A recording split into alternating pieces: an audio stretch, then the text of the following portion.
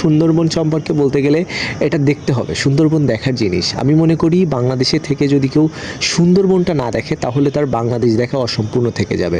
আমরা কিছুদিন আগে গিয়েছিলাম, এর ভেতরে যাবার অনুমতি ছিল না, আমরা অনুমতি নিয়েছিলাম, অনুমতি নিয়ে ট্রলার নিয়ে গিয়েছিলাম। আমার কাছে চমৎকার লেগেছে পরিবেশটি। আর সবথেকে বড় বিষয়, এর আগেও আমি ট্রলারে বা স্টিমারে ভ্রমণ করেছি, লঞ্চে ভ্রমণ করেছি, কিন্তু আমার এই ভ্রমণটা বেশ আলাদা ছিল। কারণ দুই পাশে আপনি কুমির দেখছেন, আপনার সাথে যারা আছে তারা চিল্লায় উঠছে।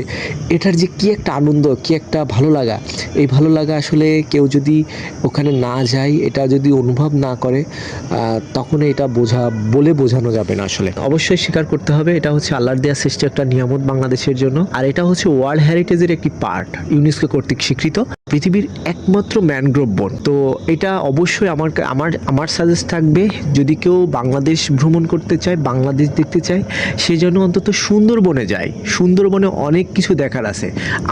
আমরা যে ট্রলারে যাচ্ছিলাম, এত সুন্দর লাগছিল। আমি তো আগেই বললাম যে আমার কাছে শ্রেষ্ঠ সময় লেগেছে এটা, এবং আমি একেবারেই সামনে বসেছিলাম। চমৎকার লেগেছে, চমৎকার পরিবেশ।